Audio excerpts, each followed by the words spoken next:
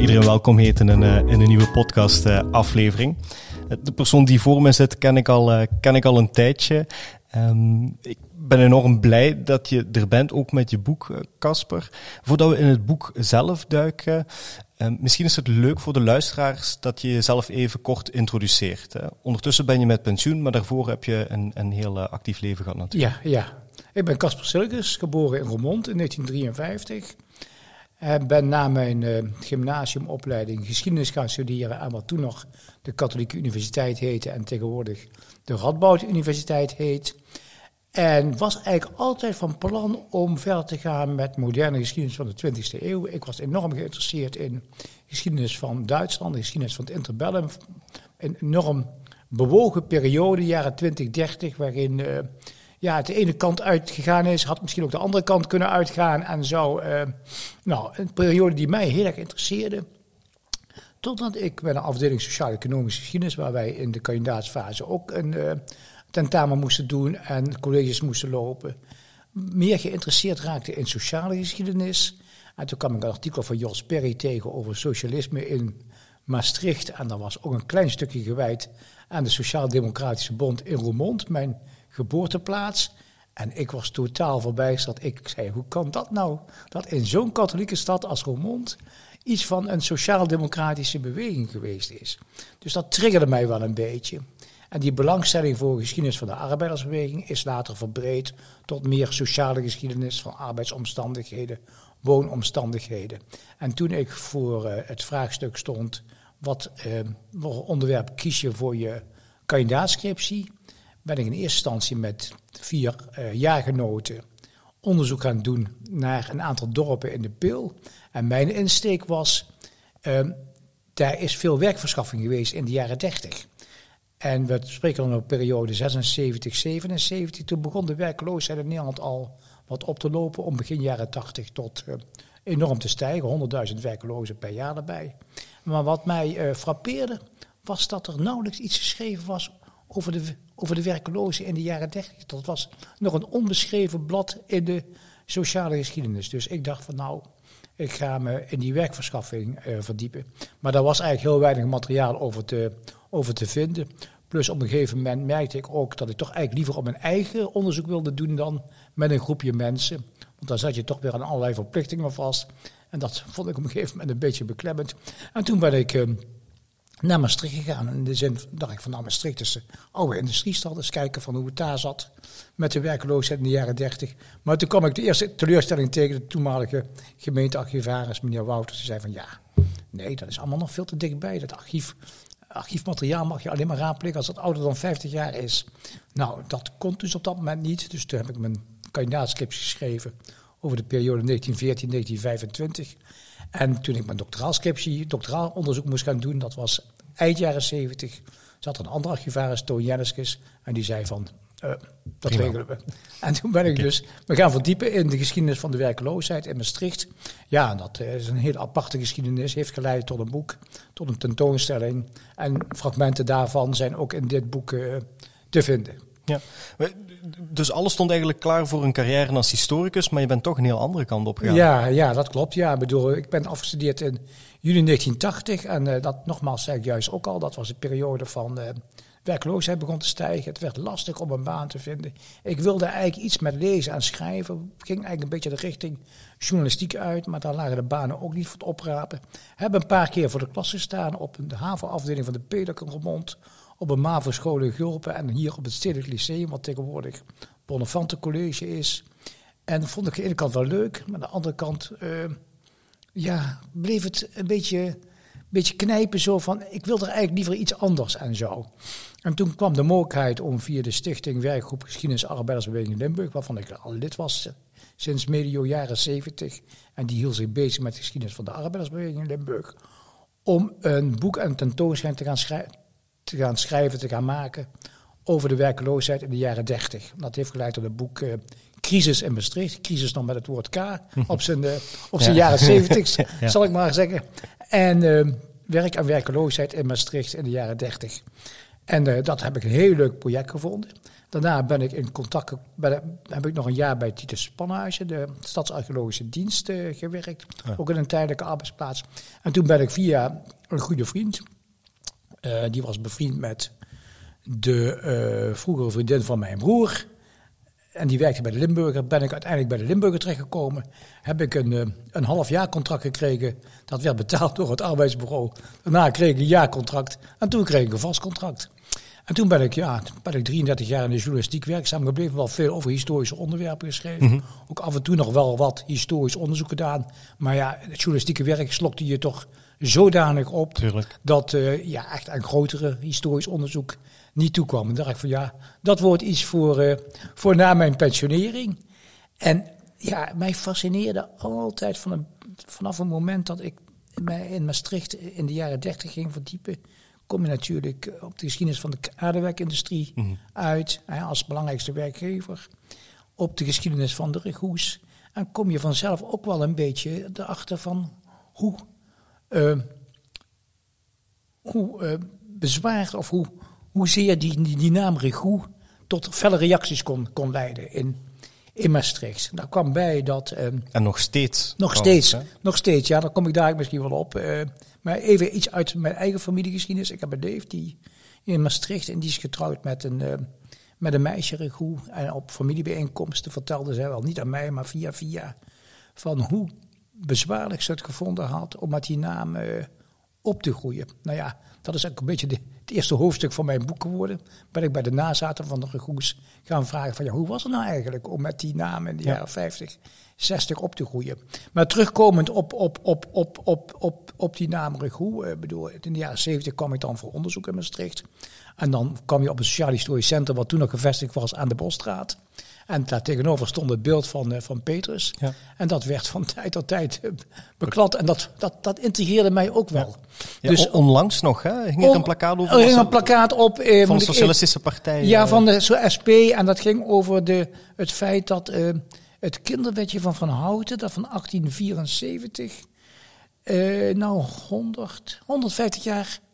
Ja, 150 jaar geleden was. Ja. Daar werd even gerefereerd. En natuurlijk, kinderwetje van Houten was een reactie op de kinderarbeid in Nederland.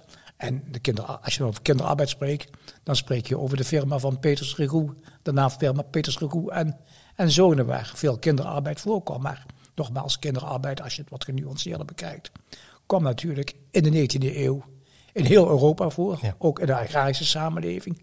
Maar het verschil met zeg maar industriestad was dat kinderen ook nachtarbeid verrichten. Ja. En dat deden ze in de agrarische bedrijven doorgaans. Ja. Niet, dan moesten ze misschien wel vroeg uit de veren, maar hoefden ze geen zware nachtarbeid te verrichten. Ja. Want als het gaat over de kern waar de iets wat beladen naam regoe vandaan komt, dan gaat het heel vaak over kinderarbeid. Hè. Dat is zeker niet het enige struikelblok dat er is, maar dat is een van de pijnpunten. En dan zie je dat regoe en swings bij uitbreidingen een symbooldossier worden. Ja, het is zeker niet het enige bedrijf waar dat kinderarbeid in voorkomt. Ook helemaal niet in Nederland. Het is niet zo dat kinderen daar een veel slechtere omstandigheden moesten werken dan in veel andere bedrijven. Dat was eigenlijk overal slecht. En als het gaat over kinderarbeid in de brede zin, ook voor de industriële revolutie was er kinderarbeid, alleen meestal binnen het gezin, binnen een soort van proto-industrie. Mm-hmm. Dat klopt, ja. Ik bedoel, kijk, je hebt helemaal volkomen gelijk dat kinderarbeid in heel West-Europa of in heel Europa voorkwam. Sowieso in de agrarische samenleving, daarna in de industriële samenleving. In het kernland waar de industrie begonnen is, Engeland. Daarna België, Wallonië, kwam ook kinderarbeid voor. Mm-hmm. En vrouwenarbeid huurden vrouwen die onder in de mijn zware arbeid moesten verrichten. Maar in zekere zin is regoe in Nederland synoniem geworden met kinderarbeid. En dat heeft heel veel te maken met die enquête van 1887, toen de Tweede Kamer onderzoek ging doen naar de werking van het kinderwetje van Van Houten. Kinderwetje verbood arbeid van kinderen onder de 12 jaar. Dus die commissie uit de Tweede Kamer die ging onderzoeken hoe dat was in een aantal industriesteden, waaronder Maastricht. Heeft een aantal industriëlen, maar ook artsen en geestelijke uitgenodigd om iets te vertellen over de kinderarbeid. En daar kwamen ook 2 of 3 zonen van Peters Regoe aan het woord. Ja, en die hebben zich nogal bruut uitgelaten, zal ik maar zeggen. Eigenlijk met terugwerkende kracht zou je zeggen van... Jullie hadden een goede PR-adviseur in de hand moeten nemen. Maar ja, die waren er in die tijd nog niet. Dus op de vraag van een van de commissieleden of kinderarbeid niet, nachtarbeid van kinderen niet bezwaarlijk was, waarop Petrus 2 antwoordt van maar god, studenten die braken ook wel eens een keer een nacht door. En voor kinderen is dat allemaal niet zo erg. En dan een andere vraag antwoordde weer een andere groep van wat doen jullie dan met oudere arbeiders die niet meer vooruit kunnen? Ja, die geven we dan aan een burgerambers doen we wel, want die hebben meer geld. In elk geval, die iets wat cynische antwoorden van de ondernemers, die hebben geleid tot een golf van verontwaardiging. En vanaf dat moment zie je die reputatie, komen ze eigenlijk niet meer van die reputatie af. Sterker nog, die reputatie krijgt dan begin 19e eeuw als de Regoes een tunnel laten bouwen onder de Bosstraat om logistieke redenen, om het transport van de timmerfabriek naar de fabriek aan de overkant wat te vergemakkelijken. Dan komt er al gauw het verhaal van dat hebben ze gedaan om kinderen uit een weeshuis ongezien de fabriek in te voeren. Dat verhaal bereikt dan ook later nog bijna mythische proporties. Ja, en dat te maken met een complottheorie. Ja, ik bedoel, ik weet niet of je het complot... In elk geval, het verhaal krijgt een zwaardere lading dan het had. Ja. En dan komen de jaren 30 en dat is mij dan... dat was me tijdens mijn studie en tijdens mijn doctoraalscriptie niet zo opgevallen. Maar dan blijkt uit onderzoek wat de Sphinx na de oorlog laat verrichten door een Amsterdams onderzoeksbureau, hoezeer de manier waarop het bedrijf in de jaren 30 met zijn werknemers omgegaan is, ook enorm zwaar op het netvlies hangt na de oorlog. Wat het bedrijf doet is dat deze altijd in tijden van economische tegenslag proberen de vakarbeiders zo lang mogelijk in het bedrijf te houden. Ongeschoolde arbeiders, die konden ze wat makkelijker kwijt. Mm-hmm. Op het moment dat het niet meer haalbaar is om die vakarbeiders in het bedrijf te houden, dan vinden er ontslaggolven plaats. En dan zie je, dat kun je helemaal afleiden uit de maandverslagen van de personeelsfunctionaris, dat ze de oudere werknemers vervangen door jongere werknemers. De stadsarbeider vervangen door arbeiders vanuit de dorpen. Waarbij dan de bestuursvoorzitter zegt van op die manier komen we ook wel van wat hij noemde belhamels af. Dus ik heb altijd gedacht, wat bedoelt hij nou? Mensen die af en toe hun mond open doen of leden van vakbonden die verhaal komen halen. Maar dat gebeurt dus. En wat je ook ziet is dat op het moment dat het dan iets beter gaat, zo vanaf 36, 37, en moeders met hun zonen naar de fabriekspoort komen te vragen of er werk is. Personeelsfunctionaris die zegt dan, die had van die dagen, dan kwamen 80 moeders met zonen aan de poort staan. Om vragen, bedelen om werk. En het was zegt hij, best wel aangrijpend om dat te zien. En dan geven ze die jongens een contract van een week. En als ze dan niet voldoen, dan kunnen ze er heel snel vanaf. Eigenlijk een soort flexcontract aan van de letteren. Met andere woorden, de manier waarop dat bedrijf in de jaren 30 met zijn personeel omgegaan is. Niet tegenstaan het feit dat ze, net zoals aan ieder bedrijf, niets anders konden dan mensen ontslaan om te kunnen overleven. Ja. Maar daar zit toch wel een heel wrang aspect aan. Ja, tegenwoordig noemen ze dat een flexibele schil. Hè? Flexibele schil, ja. Ze maken er altijd zo'n mooi woord voor iets wat eigenlijk een soort van sociale dumping praktijken zijn. Ja.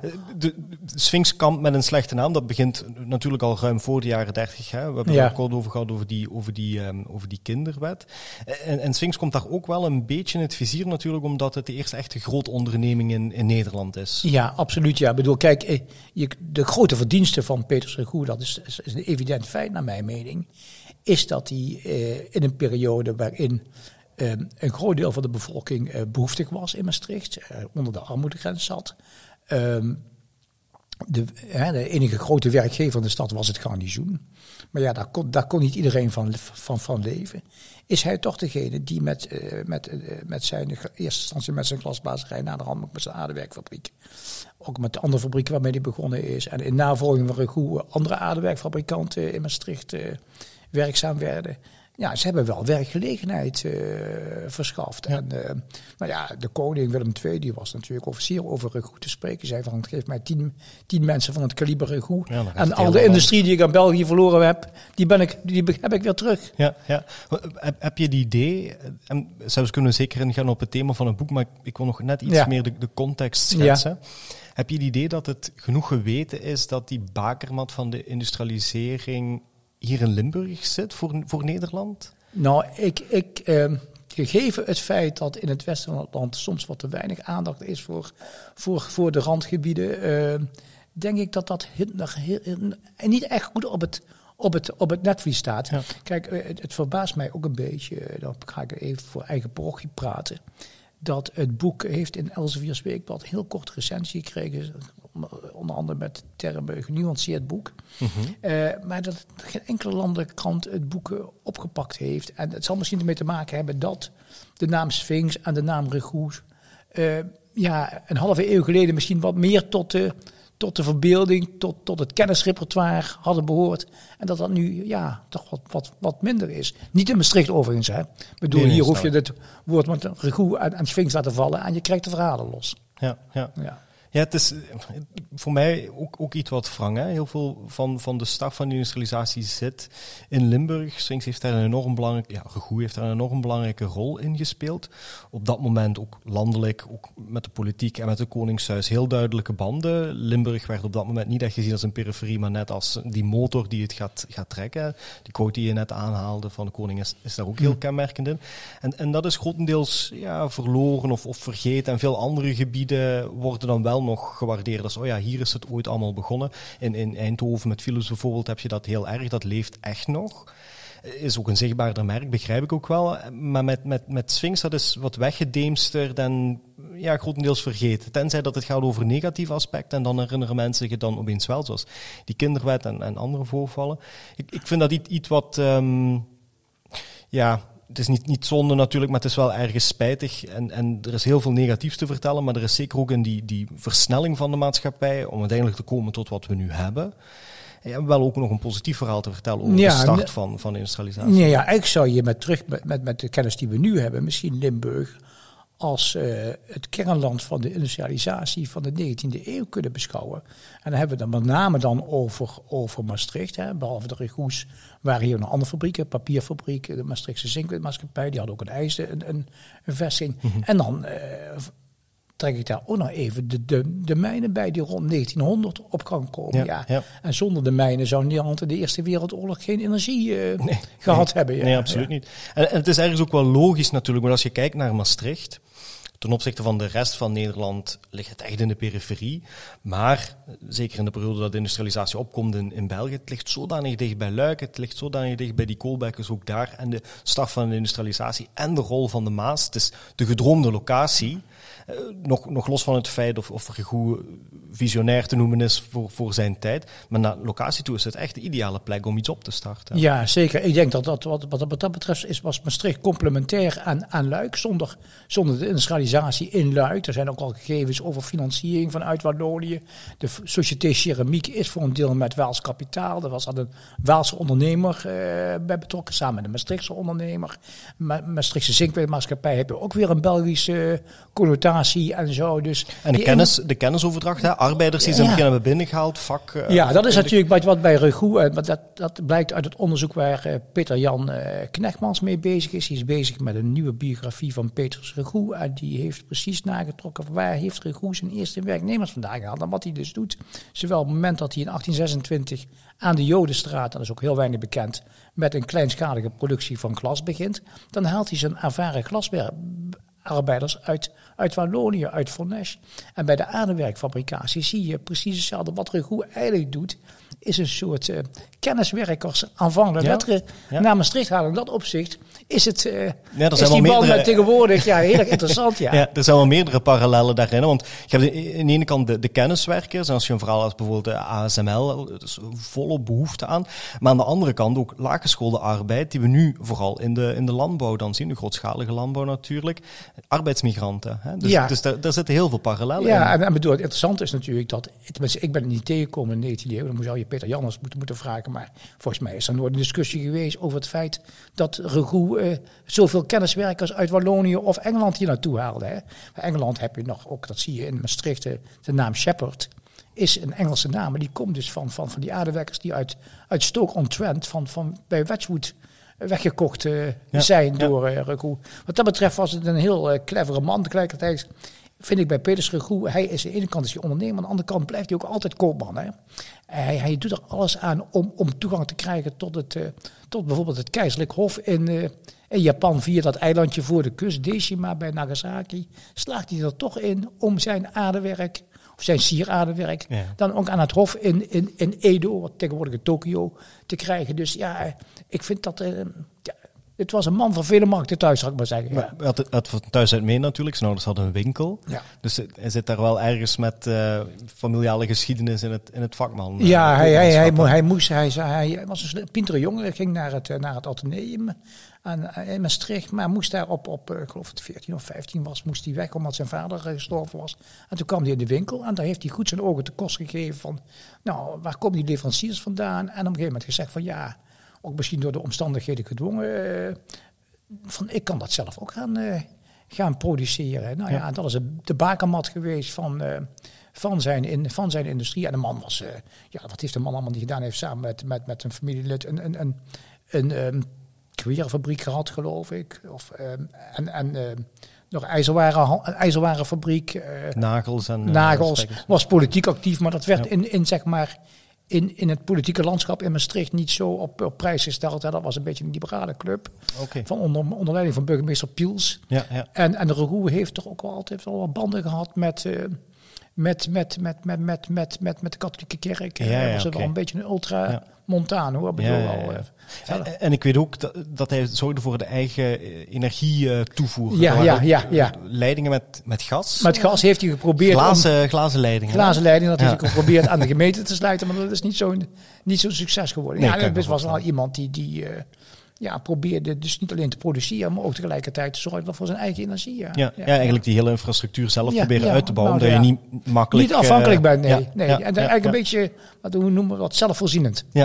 Moest waarschijnlijk ook wel in die tijd, omdat er nog heel veel soort van missionariswerk moest gebeuren om die industrie überhaupt op poten te zetten. Ja, klopt, Als je dan kijkt naar een beetje de lange durée van dat last van het verleden, hè, begint het al voor de jaren 30? Heeft Sfinx op een tijd lang een goede naam en krijgt het dan een slechte naam na dat hele debat rond die kinderwet? Of zit dat toch anders? Ja, nou, ik denk dat je dat wat een beetje genuanceerd moet bekijken. En zo, ik bedoel... Kijk, zeker die enquête heeft het bedrijf een slechte naam bezorgd. Had het daarvoor standing? Jawel, ik bedoel, dat was natuurlijk toch een beetje zeg maar het uithangbord van Maastricht. Hè. De koning zegt het zelf al. Ik bedoel, ik geef mij 20 van zo'n industriële en we hebben de industrie die uit België verloren hebben weer terug. Nee, de Sfinx had al heel snel een ik wil niet zeggen worldwide, nee, maar toch een naam die reikte tot ver buiten de grenzen van het koninkrijk. En dan zie je eind 19e eeuw de arbeidersbeweging opkomen. Eigenlijk is dat in Maastricht best wel verlaten als je nagaat dat zeg maar die bedrijfstak keramiek, en dan hebben we het dus over de Sfinx, de Société Ceramique, de Moza, de vloertegelfabriek, de papierfabriek, Maastrichtse Zinkwitmaatschappij. Dus het was echt een grote industriestad en het heeft al relatief lang geduurd voordat er iets van een arbeidersbeweging van de grond komt. Hè. Het is dan in eerste instantie uit de socialistische hoek, daarna uit de katholieke hoek. En ik zeg altijd een beetje schertsend, de man die de Maastrichtse arbeiders, om Louis Paul Boon te parafraseren, een geweten schopte, dat was Willem Vliegen uit Gulpen. In Maastricht zouden ze zeggen een boer. He, want iedereen die niet uit de grote stad kwam, was in de ogen van de Maastrichteneer een boer. Nou ja, ik zeg, een boer heeft dan de Maastrichtse arbeiders een geweten geschopt. En toen zijn de eerste vakbonden opgekomen. En die gaan dan ook... het is eigenlijk logisch dat ze het bedrijf van Peters Regoe als mikpunt nemen. Ik bedoel, het grootste bedrijf. Ja. En kijk, als je dat tot onderhandelingen dwingt, dan heb je veel bereikt. Ja.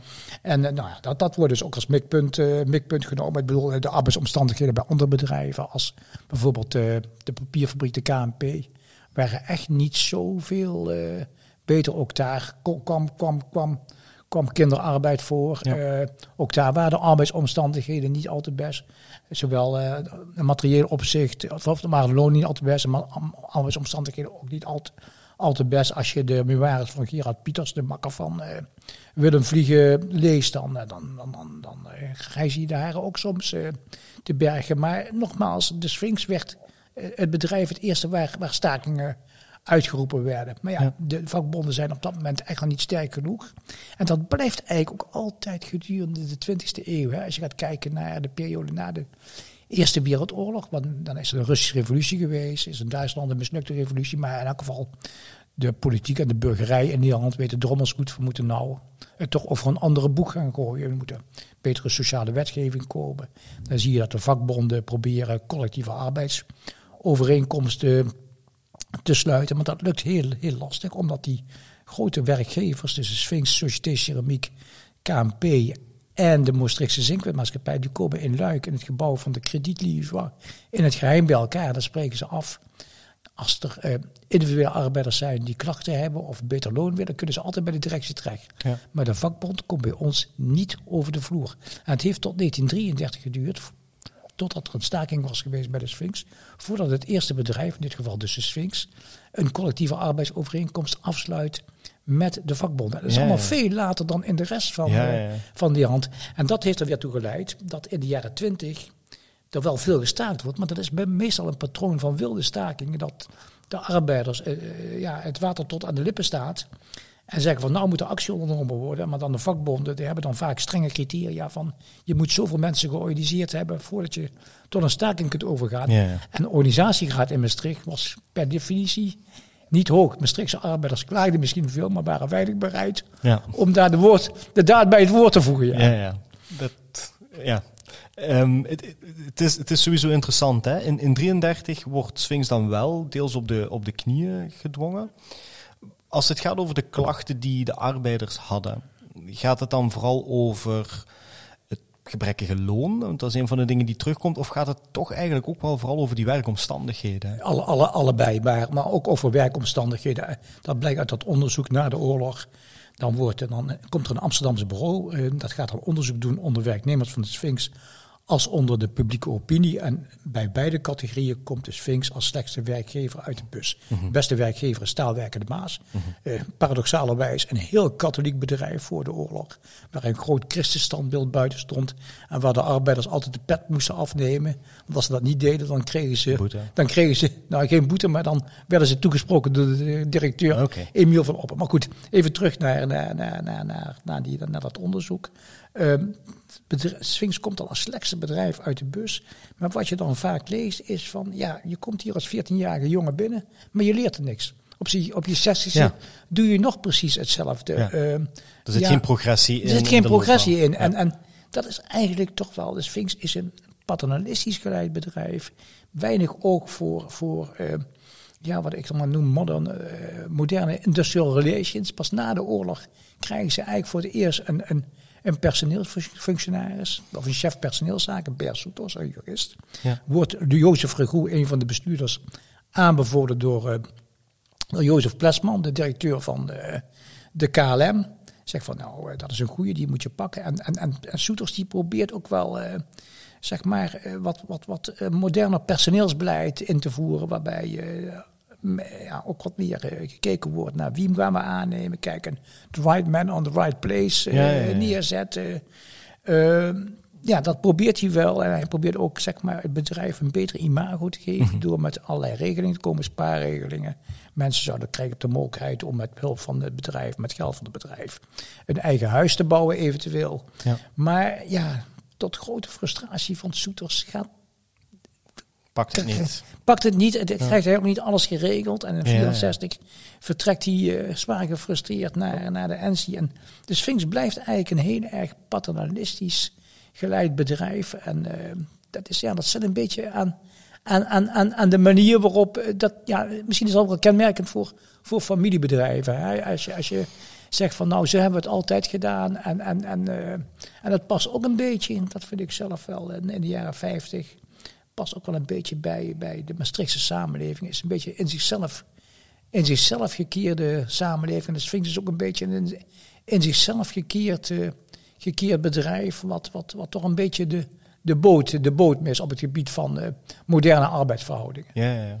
En even terug te gaan, ik ga de poster er even bij pakken. Kan ik misschien tonen op een camera? Ja, is goed. En we hebben daar op die grotere poster ook nog de Sphinx staan. Maar om het eventjes te hebben over het werk. Dus een van de klachten die ze hebben is, je komt hier binnen als 14-jarig jongetje en dan doe je de rest van je carrière eigenlijk constant hetzelfde. Dit is ook de cover van je boek. Wat zijn ze hier bijvoorbeeld aan het doen? Hier zie je dus wat ik maar noem de meester. Die een paar hulpjongens heeft. En hier zijn ze bochtjes of kommetjes in een vernisbad aan het... de meester stopt ze in een vernisbad en de jongens moeten ze dan een beetje schoonmaken en een mooi plaatje geven. Wat je heel veel ziet bij de Sphinx, en dat zie je eigenlijk al in de eind 19e eeuw, met name bij de glasafdeling, is dat vaders vaak fungeren als een soort onderaannemers. Ze heeft Ad Knotter dat ooit een keer omschreven, vind ik wel een mooie omschrijving. En die nemen dan zeg maar hun zonen en soms ook neefjes mee naar de fabriek. Ja, het bedrijf hoefde als zich niet zoveel te werven. De arbeiders kwamen wel vanzelf naar de Sphinx toe. En dat idee blijft ook heel lang hangen. Na de oorlog, als dat Maastricht bevrijd is in 44, september 44. Nou, dan is het groot feest, want niemand denkt op dat moment aan werken. Iedereen wil vieren. En de grootste werkgever in 45, 46 is het Amerikaanse leger. Er werken 1800 Maastrichtenaren voor het Amerikaanse leger. In de cafés, in de restaurant, was doen, et cetera. En die ondernemers in Maastricht, niet alleen die van de Sphinx, die klagen steen en been, ook de mijnen van die. Moet maar eens afgelopen zijn met dat restcenter, want op die manier komen ze niet meer naar de fabriek en neemt de arbeidsschuwheid toe. En het wordt tijd dat de discipline hersteld wordt. Ja. Nou ja. En dan zie je dat de animo om bij de Sphinx te gaan werken een stuk minder is. Het is heel interessant. Er is op een gegeven moment in 47 een soort van jeugdregistratie geweest. En uit dat onderzoek blijkt dat kinderen van aardewerkers veel liever in de metaalbedrijven gaan werken. Want dan werken ze met machines. En dan hebben ze het gevoel dat ze iets leren en dat ze met machines bezig zijn. En dat was heel veel stuk aantrekkelijker dan het handwerk. Dan weer een oortje aan een kopje zetten of weer een bordje in de vernis dompelen. Ja. Want het is bijna, als je het vergelijkt met werk tijdens de vroegmoderne tijd en zelfs de middeleeuwen, het verschilt niet zo heel veel. De materialen zijn natuurlijk anders, maar het blijft grotendeels handarbeid. Handarbeit. Vooral de afdeling huishoudelijk. Dat zien we hier ook. Hier zien we ook nog vrouwen en mannen die samenwerken. Wat zijn ze hier aan het doen? Hier zijn ze dus, je ziet, die meneer die heeft een zogenaamde cassette op zijn hoofd. Ja. Daarboven liggen zogenaamde kolefutten. Dat zijn eigenlijk, ik noem het maar een beetje van de stengeltjes. En die werden in zo'n bak tussen de kopjes en de schoteltjes neergelegd om te voorkomen dat het aan elkaar zou bakken in de oven. Ja, tuurlijk. En dat zie je hier op deze foto niet. Dan is dat een oude rondoven. En daar moesten al die zogenaamde cassettes gestapeld worden. Dat gebeurde door de inzetters. Maar je ziet er vrouwen die vullen dan voor een deel die cassettes ook met die pielen, zoals dat op zijn Maastricht heette. En dat is typisch een van die afdelingen waar mannen en vrouwen samenwerken. Ja. Dat is heel erg opvallend bij de Sphinx. Je hebt dus gemengde afdelingen. Je hebt afdelingen waar alleen maar vrouwen werken. Met name de decoratieafdeling. Fijne handwerk. Fijne handwerk, ja, zeker. Accuratesse. Ja. En de afdelingen waar toch wat meer zwaar fysiek werk vereist werd. Of inspanning vereist werd. En dat is de sanitaire afdeling. Want daar moesten bijvoorbeeld de wastafels en de urinoirs, de wc's, die moesten uit de moeder gehaald worden. Ja. En dat kon je maar met twee, daar had je 2 mensen voor nodig. Ja. Voordat ergens in de jaren 60 een automatische wastafelgietband. En die sanitaire afdeling was ook veel makkelijker te rationaliseren dan die afdeling huishoudelijk aardewerk. Die afdeling huishoudelijk aardewerk, die gaat vanaf de jaren 50, komt die toch in zwaar weer. Mm-hmm. En dan is er in de raad van bestuur continu een discussie van, wat moeten we nou? Er zijn een aantal regoes die zeggen van, sluit die tent.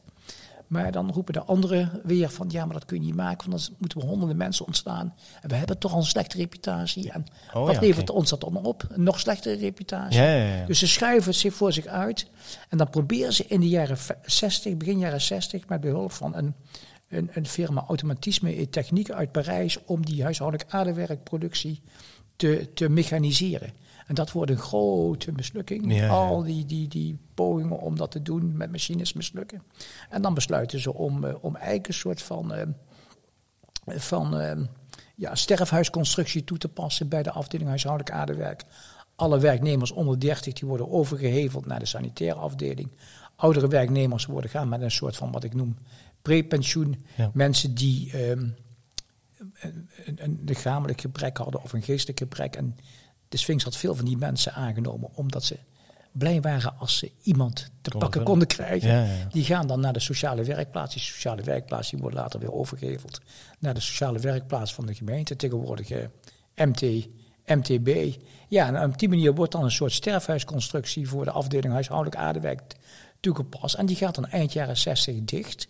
Voor de mensen in het bedrijf is dat op zich niet zo'n grote verrassing, maar voor de Maastrichtse samenleving was het een schok. Want ja, daarmee gaat opeens de oudste afdeling van het bedrijf, waar de naam Pottemennekes vandaan komt, die gaat... Waarmee dat ze de wereld rondgegaan zijn. Ja, waarmee ze de wereld, ja precies, en die gaat dicht. Dat was echt een schok. Want na de cijfers toe was het niet meer zo'n belangrijke afdeling natuurlijk. Nee, sanitair, kijk, na de oorlog is natuurlijk zo, er is enorm veel vraag naar woningen. Mm-hmm. Dus de bouw, productie, En iedere woning had sanitaire nodig. Had een wastafel nodig, had een wc nodig. Ja, dat was een goede afzetmarkt voor de Sphinx. En ja, die discussie over huishoudelijk aardewerk versus sanitair, die wordt al in de jaren 20 gevoerd. Dan is er een directeur aardewerk die zegt van, nou luister eens, meneer Beste Regoes, we moeten af van dat huishoudelijk aardewerk. Bodemeijer heet die man. Meneer Bodemeijer is directeur aardewerkafdeling. Die zegt dan tegen de Regoes, ja, we moeten daarvan af, want dat is op lange termijn is dat niet houdbaar. En zo zware concurrentie uit het buitenland, daar kunnen we niet tegen opboksen.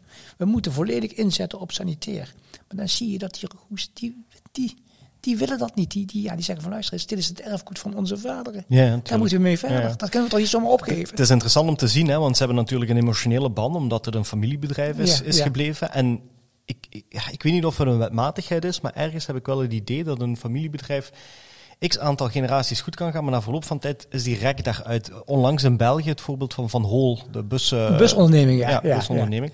Waar dat blijkbaar ook heel veel boven water is gekomen, dat toch heel moeizaam verliep en verschillende familieleden tegen elkaar. Ja. En ik weet nog dat ik het was een korte documentaire die op het nieuws was.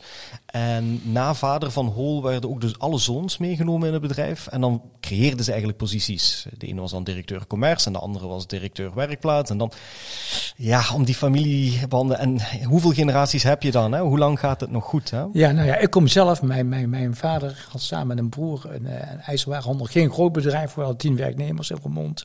Mas is ook een familiebedrijf. Mijn vader was al 3e generatie. Mm-hmm. Daar zijn 2 van mijn jongste broers ingekomen. Nou, mijn peterkind zit erin. Het is allemaal goed gegaan.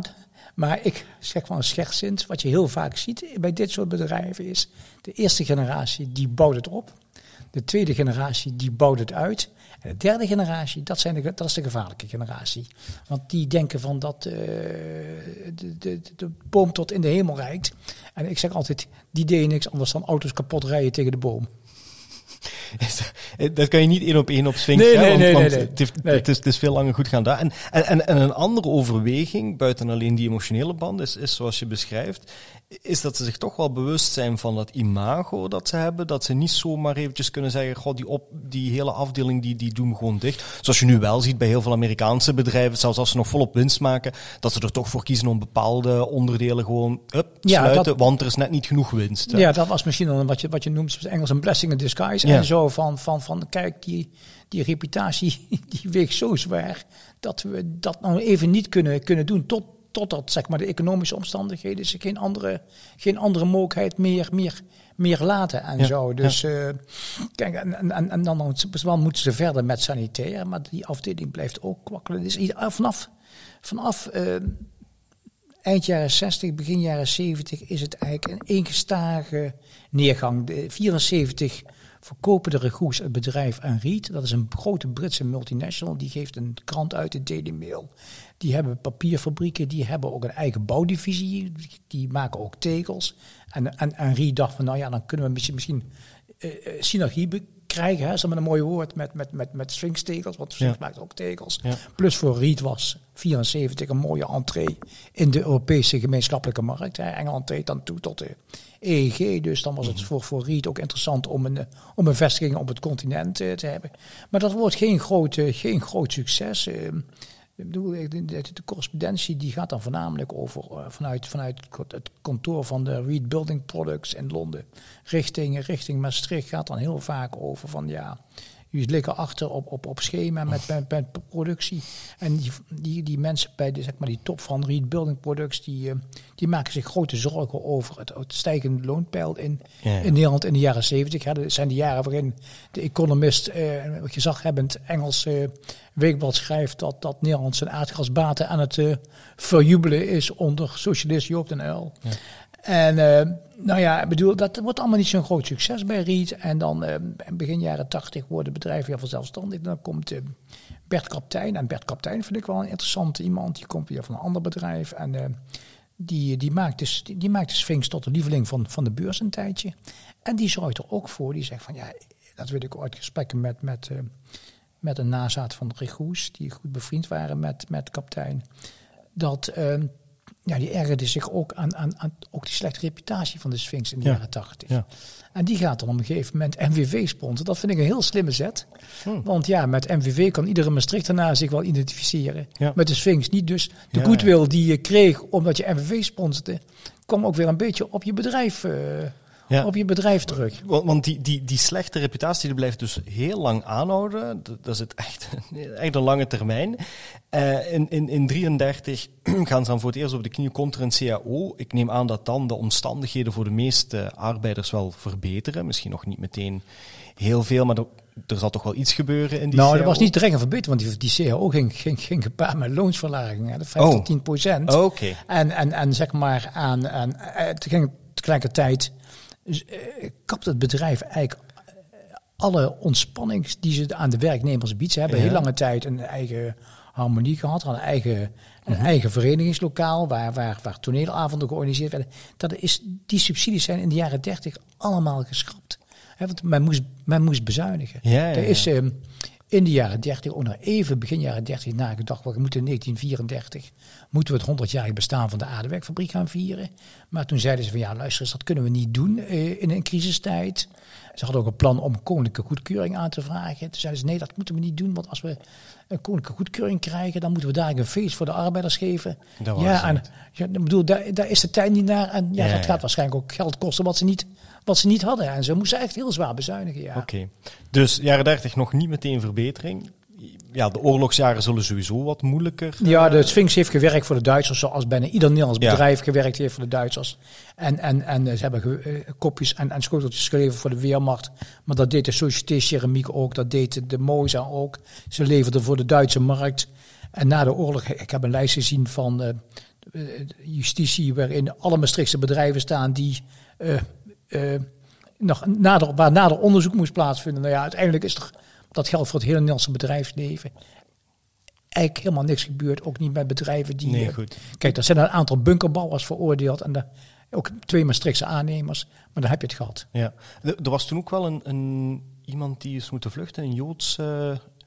Salman. Die zat in een onderzoeks... Ja, die was hoofd van een laboratorium. En dat laboratorium is voor de Sphinx. De Sphinx is altijd ook wel een gebied geweest waar veel, wat we tegenwoordig noemen, R&D plaatsvond. Research and development. En los van het nogal archaïsche beeld van wat er op de werkvloer gebeurde, waren ze wel heel vooruitstrevend. Op dat gebied wel, ja. Nee, dat was heel belangrijk om zeg maar de goede samenstelling van de gietpap te hebben voor het sanitair, maar ook voor de kopjes en schoteltjes. En het feit dat men probeerde om het bakproces ook. Vroeger was het 2-maal bakken en dan probeerden ze naar 1-maal te krijgen. Eenmaal bakken. Ze hebben, meneer Bonemeyer die heeft gezegd, ik heb ervoor gezorgd dat het naar eenmaal bakken ging en zo. Daar zei hij van op dat gebied zijn we ook voorlijk. Maar op het gebied van de tunnelovens, zeg maar, die zeg maar als vervanging kwamen voor die rondovens, loopt de Sphinx weer achter op de Société Ceramique. Ja, Société Ceramique had al in de jaren 20 tunnelovens. Moet je je zo voorstellen, dat het waren heel lange ovens van een paar 100 meter. En aan het aardewerk, ook aan het sanitair, kon dan op een wagon gestapeld worden. Er werden 4 vaste platen tussen gelegd op het aardewerk. Dan kon weer een nieuwe laag. Dus je had op een gegeven moment 3 lagen wastafels of urinoirs. En dat kon dan op zo'n wagon de tunnel ingeschoven worden. Dan werd dat gebakken, gebrand. Ja. En daarna was het ook veel sneller afgekoeld. Want dat kon je dat proces weer bespoedigen en zo. Dus dat was een enorme rationalisatie vergeleken met dit enorm arbeidsintensieve inzetten en uitzetten van de ovens. Ja. Dat heeft per tunnelovergang, heeft dat de bedrijven, of tenminste de Sphinx, 200 arbeiders bespaard. Ja, kijk, dus je ziet in de jaren 30, maar dat is ook iets wat je wel vaker ziet in crisistijden, dat ondernemers gedwongen worden om... De tering naar de nering zetten. Om te rationaliseren, ja. Dus Salmang speelt daar een belangrijke rol in die soort van R&D-departement. Ja. En als ik me niet vergis, heeft hij ook wel nog financiële steun gehad van Rigout tijdens de oorlog. Ja, de familie was Joods. Hij was professor aan de voorloper van de RWTH in Aken, Technische Hogeschool. Waar Jozef Rigout, ook een van de Rigouts in het bestuur, gestudeerd had. En toen is hij, eind jaren 30 is hij in Maastricht gaan werken. Is hij gevlucht voor de nazi's. En de Sphinx heeft er mede en ook andere mensen voor gezorgd dat die familie Salmang de oorlog kon overleven. Kon overleven. Dus de oorlog en dan in de jaren 50, dan is er een relance, maar niet voor de Sphinx. Een economische heropleving, maar niet voor de Sphinx. Nou ja, ik bedoel, het gaat wel. Het sanitair trekt aan. Ja, maar huishoudelijk aardewerk blijft een problematische afdeling in de 55. Dan is het voor het eerst in een kwartaal dat er verlies gedraaid was. Dat is echt wel een soort kleine waterscheiding en zo. Dus dan beginnen ze toch te twijfelen, moeten we daarmee mee verder gaan? En dan zie je tegelijkertijd, de markt toch meer vragen om porselein. De Sphinx maakte geen porselein, Moza wel. Porselein is veel chiquer, veel dunner dan dat. En dan probeert de Sphinx daar ook op in te spelen door met nieuwe serviezen te komen. Keranova, zoals de naam al aangeeft. En proberen ze ook wat meer in dat hoge segment te gaan zitten, waar nu bijvoorbeeld de Moza in zit met zijn tegels. Ja. Maar dat is heel lastig, want dat betekent wel dat je ook de werknemers moet hebben die accuraat genoeg arbeid verrichten. Ja. Want hoe zit het dan? Hè? Want we hebben het daarnet gehad over de Tweede Wereldoorlog. Ja. Vlak daarna, na de bevrijding, was sowieso moeilijk. Er was een jubelstemming, mensen wilden niet op zo'n fabriek gaan werken. Hoe zit dat dan in de jaren 50? Men begint veel meer naar dat sanitair te bewegen. Men probeert wel in die hogere regionen te komen door iets dat lijkt op porselein te ontwikkelen. Maar dan vindt men nog altijd geen medewerkers. Nee, het grote probleem in de jaren 50 is dat was in verhevende mate, wat na de oorlog ook al blijkt, van de aanwas uit Maastricht is vergeleken met voor de oorlog een stuk minder. Ja. En dan gaan ze dus ook steeds meer werven in Belgisch Limburg. Dan zie je in het Belang van Limburg, ik ben naar het archief gegaan in Hasselt, in de databank.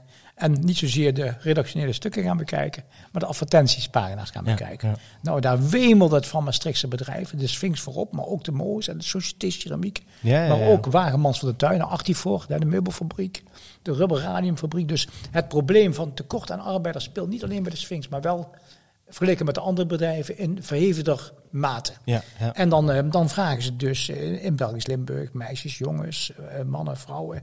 En een van de leuke woorden in de advertentie is dan zeggen ze niet, kom bij ons op de fabriek werken, maar kom bij ons in onze ateliers werken. Want het woord atelier, dat klinkt een stuk chiquer. Hè? Ik bedoel, dat zie je ook voor de oorlog al. Als meisjes een keuze kunnen hebben tussen in de confectieindustrie gaan werken en bij de Sphinx, ik bedoel, een naaiatelier of een hoedenatelier klinkt wat chiquer dan het goed fabriek. Hè? Ik bedoel, plus arbeidsomstandigheden waren een stuk plezanter, zal ik maar zeggen. En het loon misschien ook wel wat beter. Dus die gaan dan echt in Belgisch Limburg werven. En dat doen ze op een verschillende manieren. Dan gaan ze met een busje of zaterdags op de markt staan.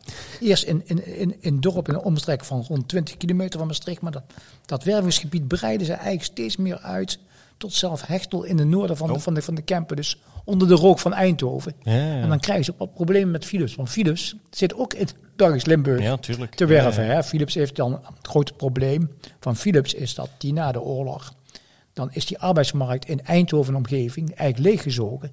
En dan gaan ze hier in Limburg, Sittard is dan de eerste vestiging waar een Philips fabriek komt buiten Eindhoven. En dan gaan ze dus vooral naar streken toe waar kinderrijke gezinnen zijn. Ja. En er wordt bijvoorbeeld in Eindhoven ook een Drents dorp opgericht om grote kinderrijke gezinnen uit die Veenkolo, uit die gebieden rond Emmen naar Eindhoven te krijgen. Het is natuurlijk ook logisch, hè, want eigenlijk als je Belgisch Limburg ziet, dat is een heel groot ruraal hinterland. Daar zitten bijna geen noemenswaardige steden, heel weinig te werkstelling. Je hebt natuurlijk de steenkoolmijnen. Ja. Maar goed, veel mensen zullen dat zeker na verloop van tijd niet... Een van de redenen, ik heb dus iets 7 of 8 werknemers uit Belgisch Limburg geïnterviewd. En 1 of 2 die zeiden ook van, maar ik moest wel met mijn vader de koelen en ik ben daar ook als leerling al beneden gegaan, maar ik had er helemaal geen zin in. En Maastricht vonden ze ook wel een interessante stad. Het was een stuk buitenland. Ja. En in de jaren 60 speelde ook mee dat Maastricht, dat gebeurde hier ook op artistiek gebied, gebeurde van alles. Je kon hier ook al de eerste hashies krijgen. Voor jongeren was Maastricht wel een interessante stad in de jaren 60. Ja, in het boek wel een beetje. In het boek van Lieve Joris over haar broer, Fonny, die is dan zwaar drugsverslaafd. Dan komt Maastricht herhaalde ter sprake van dat haar broer naar Maastricht gaat om daar de drugs te kopen. Dus je ziet waarom Belgen bij Maastricht, bij de Sphinx gaan werken of in Maastricht gaan werken, heeft een veelheid van redenen. Zo van afkeer van de mijnen.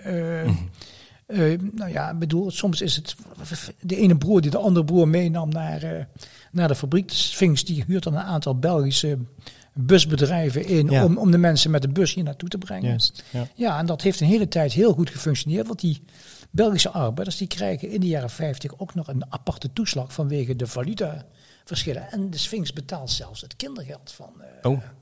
kijk eens. Ja, dus het is om verschillende redenen best aangenaam voor die arbeidsmigranten eigenlijk om hier te komen werken. En wat waarschijnlijk ook meespeelde, is die negatieve connotatie bij Sphinx als merk of als fabriek. Die hadden zij natuurlijk. Die hadden de Belgen niet. Nee, want daar wisten ze helemaal niet van. Nee, ik heb van die 7, 8 mensen was er eentje die iets wist over zeg maar het belaste verleden van de Sphinx. Maar voor die mensen was die reputatie totaal bleu. Ja. Dus dan gaat het een tijd beter, mede dankzij het aantrekken van die arbeidsmigranten. Na 64 doen ze dat ook vanuit de Mediterraanse... Ja, eind jaren 60 halen ze Spanjaarden hier naartoe voor de afdeling sanitair. En dat is op zich wel heel interessant. Die worden dan in pensions in Maastricht ondergebracht. Maar dat is niet zo'n succes, want die Spanjaarden die lusten het eten niet wat ze voorgeschoten krijgen daar van die hutspot voorgezet door de kokkin. En er is zelfs een staking geweest. Dat de Spaanse arbeiders geweigerd hebben om te gaan werken omdat het eten niet goed was. En een aantal Maastrichtse bedrijven, dus de Sphinx en de Moza en de Rubber Radium, die richten dan een stichting op, huisvesting buitenlandse werknemers. En die gaan dan die werknemers onderbrengen in Zuid-Limburg in leegstaande kloosters. Want in de jaren 60 komt het ene klooster na het andere leeg te staan. En ook dat zie je nu nog met arbeidsmigranten. Ja, maar alleen dan wel vergeleken met toen met veel slechtere omstandigheden. Ja, absoluut. Ik denk dat het aantal huisjesmelkers en boeven op het gebied van arbeidersonderkomens is toegenomen. Ja. Maar leuke bij de onderbrengen van die Spaanse gastarbeiders in het Heuvelland zie je dat er soms wat commotie ontstaat. En dan roept er een pastoor die in Hoensbroek gezeten heeft en zegt van maar ik ken die buitenlanders van de mijnen. Die komen alleen maar aan onze meisjes zitten en zo. Ja. Maar er zijn ook dorpen die zeggen van nou, waarom niet? Ik bedoel, misschien zit er wel een Di Stefano bij. Dan kunnen we die goed gebruiken voor het voetbalteam. Ja, geweldig. Dus het gaat dan een tijd beter. Men kan arbeiders vanuit België, men gaat ook verder in Europa kijken. Maar toch, last van het verleden, dat blijft... Dat blijft in de jaren 70 zeker een rol spelen. Dat ebbt wel een beetje weg in de jaren 80. En dan heb je dus zeg maar wat ik noem de gloriejaren van de Sphinx. Onder Bert Kaptein dan... De beursgang. De beursgang. En dat is trouwens ook iets waar heel lang over gepraat is in de tijd van de Regoes. Maar moeten we naar de beurs gaan? Maar de Regoes waren altijd mordicus tegen. Want die zeiden, luister, als we naar de beurs gaan, dan krijgen we allerlei vreemde pottenkijkers. En die willen we niet in het familiebedrijf hebben. Ja. Ze waren wel aan de beurs genoteerd, maar in een parallelbeurs alleen voor familiebedrijven. Dus dat duurt dus tot onder Kaptein. Dan gaan ze naar de beurs, 85, 86. En een tijd lang is de Sphinx zelfs de lieveling van de beurs. Ging dat aandeel crescendo. Ja. En het Kaptein zette toen in op het totale badkamergebeuren. Er werden dus totale badkamers aangeboden in de showrooms. En dat ging een tijd goed. Ja, en dan komt er toch in de jaren 90, dan is Kaptein weg. Dan komt Hans van Vliet. En dan spreken we over de jaren na de val van de muur. En dan gaan ze links en rechts allerlei, wat achteraf blijkt, onbenutte marktcapaciteit inkopen. En dat leidt tot miljoenen verliezen. Het bedrijf wordt overgenomen door Sanitec, een Finse multinational, die weer op zijn hand eigendom is van een Zweedse investeringsmaatschappij. En eigenlijk is dat de kroniek van een aangekondigde dood. Ja. Maar nogmaals, het vervelende is, het archief van de Sphinx loopt eigenlijk pakweg tot medio jaren 70. Er zitten nog wel wat stukken in over de jaren 80.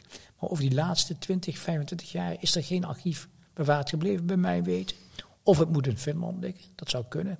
Maar dus wat ik daarover kan zeggen is gebaseerd op memoires van Hans Kanters, een oud-directeur van de Sphinx. Ja. Op interviews die ik gehad heb en op krantenartikelen. Ja, dus niet zozeer op echt archiefmateriaal uit de eerste hand. Mm-hmm. Op welk moment wordt het dan overgenomen door Geberit? Dan is de Sphinx eigenlijk al... de Sphinx gaat dus in 2009 dicht. Dan is het nog Sanitec. En Sanitec wordt op enig moment daarna overgenomen door Geberit. Want hoe ik het begrepen is dat de naam, of de merknaam Sphinx wel nog bestaat, maar dat binnenkort ook wordt... Nee, is dus merknaam Sphinx een aantal jaren geleden verdwenen. Okay. En toen zijn de laatste wc-urinoirs, wastafels, gemaakt met het Sphinx-lego. Ja. Je zult ze waarschijnlijk nog decennia tegenkomen in Nederland en in het buitenland, maar het wordt niet meer onder de naam Sphinx geproduceerd. Het is allemaal, ik neem aan dat een deel van die kennis is bij Sanitec terechtgekomen, daarna bij Geberit. Een van de wrangen, eigenlijk die laatste 3 jaar is heel wrang. Dan 2006, dan werken nog 400 mensen in de vestiging aan de Bosstraat. Oh ja. Dan zijn al hele afdelingen als 2006. Dan zie je moet je realiseren, begin jaren 60 werken 4100 mensen bij de Sphinx. Ja. Sphinx Ceramiek, want dan zijn ze al gefuseerd met de ceramiek. En dan zeg maar, dik 40 jaar later werken er nog 400 mensen. Toen waren al een heleboel afdelingen, waaronder technische keramiek dichtgegaan. Dat was een heel belangrijke afdeling. Onder andere onderdelen maken voor de ruimtevaartindustrie, heb ik me laten vertellen. Oh, mooi. Dus ook een heel voorlijke afdeling, maar ook weer dichtgegaan. Dan werken nog 400 mensen aan de Bosstraat. En dan komen we eigenlijk bij Sanitec tot de conclusie van... dit complex kunnen we niet meer handhaven. Dat is een gigantisch complex van bijna 150 vierkante meter. Plus de gemeente Maastricht was natuurlijk heel tuk om dat gebied te verwerven. Want zoveel uitbreidingsmogelijkheden richting Belgische grens had Maastricht niet. En het Heuvelland inbouwen mag niet. En toen waren ze al bezig met de uitbreiding van Maastricht. Of met het bouwen van de wijk Ceramiek. En dan wordt besloten om een ultramoderne fabriek in de Beatrixhaven op te richten. Met robots en al. Maar werknemers die hebben mij wel eens verteld. Die robots, die machines, die zaten maar voor de helft dichtgeschroefd in de bodem. Oh. En die konden dus elk moment ontmanteld worden. Dat gebeurde dus ook op het moment dat in 2009 de stekker eruit gaat. De dag daarna waren de machines overgebracht naar Gustavsbergs in Zweden. Ja, ja. Een van die laatste werknemers heeft wel eens gezegd van... Die fabriek in de Beatrixhaven, dat was gewoon een soort pilotproject voor Sanitec om te kijken of men met robots kon produceren. Ja. Ja. En de ervaring die men daar opgedaan heeft, die heeft men misschien elders toegepast. Ja. Dat is eigenlijk een heel triest einde voor een gerenommeerd bedrijf. En een van de wrange dingen is dat het gemeentebestuur van Maastricht in vergadering bijeen was om alvast te filosoferen wat ze zouden gaan doen bij het 175-jarig bestaan van de Sphinx. Ja. En toen kregen ze de mededeling, de fabriek gaat dicht. Ja. Het is fini. In de jaren 70 is de familie Regoeder dan uitgestapt. Hè? Ja. Zou het anders gelopen zijn als die familie er toch eigenaar van was gebleven? Weet ik niet, vind ik een heel moeilijke vraag. Wat je wel dat is een counterfactual, hè? Ja, het is heel lastig. Het is een soort wat-als vraag. En daar moet ik altijd als historicus voorzichtig mee zijn. Ik weet het. Wat je wel ziet in de jaren 5... Nou, laat ik zo zeggen, als voor de oorlog een van de leden van die zeer uitgebreide familie Regoer, want die is dan al voor een deel vertakt naar België, aandelen wil verkopen, dan koopt het bedrijf altijd de aandelen in onder het motto van wij willen niet hebben dat er een vreemde pottenkijker bij de aandeelhoudersvergadering komt te zitten. Die aandeelhoudersvergaderingen, dat waren leuke familiereunies tot in de jaren 50. Ja. En daar zie je voor het eerst dat familieleden zeg maar die band met dat bedrijf aan het kwijtraken. Ja. Dat geen binding meer hebben en aandelen gaan verkopen. Zie je eerst wat kleine aandeelhouders komen. Die roeren zich dan wat op aandeelhoudersvergaderingen. Ja. Van waarom het dividend niet 9% is in plaats van 8%. Bij de regoes was dat nooit een punt. Die wisten gewoon van, we krijgen elk jaar wel een dividend. Dus tot 8 of 9% is dat maar op zich niet zoveel uit. En dan krijg je beleggingsmaatschappijen. En dan zie je dat die band minder wordt. En dan gaan de regoes ook echt op zoek naar een andere eigenaar. Er is nog even sprake geweest. Maar of dat echt serieus was, weet ik niet. Dat Melchior, de grote bouwtycoon, die had zijn oog laten vallen op het gebied, op het terrein van de keramiek. Okay. En dat was toen eigendom van Sphinx Keramiek. Ja. Want daar zou wel eens een keer de 8e medische faculteit, zeg maar wat later de Universiteit Maastricht geworden is, gevestigd worden. Ja, dat is uiteindelijk niet gebeurd. En Melchior heeft toen zelfs het plan gehad om maar de Sphinx helemaal op te kopen. Want dan had hij die terreinen in bezit. En toen heeft hij ook een soort alliantie gesloten met een grote Amerikaanse keramiekbedrijf, Ideal Standard. En met het Duitse koffiefilterbedrijf Melita. En wat was daar de reden van? De Sphinx Ceramiek is in de jaren 60 begonnen met een eigen filtropa. Dat bestaat nog steeds in de Beatrixhaven. Die maakte koffiefilters. En dan tegelijk met de koffiefilter kon je zo'n aardewerk koffiekan kopen. En zo'n aardewerk ding waar de koffiefilter in kon. Ja. En dat was op dat moment een aantasting van de monopoliepositie van Melita. Okay. En die meneer van Melita, meneer Benz, die heeft heel veel juridische strijd geleverd met de Sphinx om zeg maar van dat filtropa af te komen. Ja. Meneer Benz die sloot zich aan bij Melchior en bij Ideal Standard om de Sphinx nog een keer pootje te lichten. Ja, geweldig. Ja. Ja, dat soort van bedrijfsstrijden zijn eigenlijk wel heel interessant als je er helemaal induikt. Maar best complex om alles uit te klaren. Ik ga echt niet tot achter de komma en achter de zeg maar alle exacte cijfers en zo.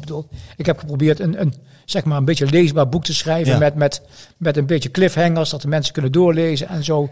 En ook af en toe wel wat reeksen over arbeidsmarkt en dingen te maken hadden met afgekeurde waar en zo opgenomen, maar voorkomen om echt grote cijferreeksen te plaatsen. Ja.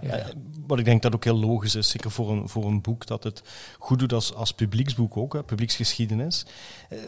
Er is heel veel jaren onderzoek in gekropen. Ja, uiteindelijk, toen ik dus na mijn pensioen begon met onderzoek naar de geschiedenis van dat standbeeld. Dat was eigenlijk het idee om daar een artikel over te schrijven. Maar dan kwam ik heel gauw die rapporten van de begin jaren 50 en medio jaren 60 tegen over de reputatie van de Sphinx. Ja. En dan merk je heel snel van daar gaat een heel ander verhaal achter schuil. Ja, en toen werd ik getriggerd, toen ben ik verder gegaan. En ik heb nog met Ad Knotter, de oude directeur van het Sociaal Historisch Centrum, die is een keer naar me toe gekomen en zei van je moet eigenlijk promoveren. Ik ben ook al een tijdje met een proefschrift bezig geweest. Men merkte ook al heel snel van dat is niet mijn ding en zo. Misschien ben ik te lang in de journalistiek geweest om nog in het academisch gelid te kunnen komen. Dus en uiteindelijk is het dit boek geworden. Daar ben ik eigenlijk wel heel tevreden over. Ja. En ben je aan het broeden op een nieuw boek? Ik ben heel voorzichtig. Ik ben in de biografie van Toon Hermans tegengekomen dat het eerste vriendinnetje van Toon was een meisje uit Sittard. Ja. En de vader van dat meisje die heeft voor de Britten gespioneerd in de jaren 30. Dan reed hij met de fiets de grens over en ging die Duitse stellingen in kaart te brengen. Ja, en ik ben me nou wat meer te verdiepen in die persoon. Heb ik allerlei archieven aangeschreven, Landesarchief in Düsseldorf, Gedächtnisstätte Sachsenhaus. Die man is in een concentratiekamp terechtgekomen. Maar dat moet ik eens even afwachten. Misschien zit daar een boek in, ook een van de andere aspecten die Gertie van Hout, dat heet het eerste vriendinnetje van Toon, die is in 1948 naar Amerika geëmigreerd. En dat heeft, denk ik, te maken met misschien wel verdriet over het verbreken van de relatie door Toon. En zij kreeg op een moment tijdens de oorlog, toen haar vader al in de gevangenis zat en haar moeder ook in de gevangenis zat, Wekershulp en Joden, kreeg zij te horen dat Toon met Rietje getrouwd was in Amsterdam. Nou, ik vermoed dat zij vanwege dat verdriet en 48 naar Amerika geëmigreerd is om een nieuw begin te maken. Oh, ja. Dus daar ben ik me nou een beetje in het verdiepen. Maar nogmaals, het kan tot iets leiden. Misschien kom ik er ook achter dat er geen verhaal in zit. Ja. Maar eerst maar eens proberen. Maar je hebt de smaak wel te pakken. Ik heb de smaak wel te pakken, ja. Goed, ja. super, heel mooi. Oké. Hartelijk dank voor dit gesprek, Niks te Casper. danken. Vond het heel leuk. Ik hoop dat we sowieso nog meer boeken krijgen. Niet alleen over Sphinx, maar over industrialisatie in Limburg in zijn geheel. Ik denk dat dat er ook een beetje een myopie is op vlak van Sphinx. Hè. Er wordt best veel rond Sphinx gedaan, wat ook heel goed is. Het is heel interessant, maar er zijn nog heel veel andere bedrijven. Ja, jullie hebben laatst heel recent het archief van de ENSI binnengekregen. Ja, dat is natuurlijk in meerdere opzichten, niet alleen voor de mergelwinning en de milieuaspecten, maar ook vanwege de sociale geschiedenis. In de zin van ENSI altijd een reputatie gehad, veel te doen voor de mensen in Maastricht. Tegelijkertijd een bedrijf waar na de oorlog, geloof ik, de eenheidsvakbeweging, de communistische vakbond, of tenminste een vakbond waar communisten veel invloed hadden, een van de grootste afdelingen had. Dus lijkt mij een zeer interessant bedrijf om daarin te duiken. Ja. Ja. Mijn collega's gaan hun best doen om het snel te inventariseren, maar het is een grote collectie, dus we moeten echt zien wanneer dat rondkomt. Hartelijk dank voor dit gesprek. Ik ben er heel blij mee en tot de volgende keer.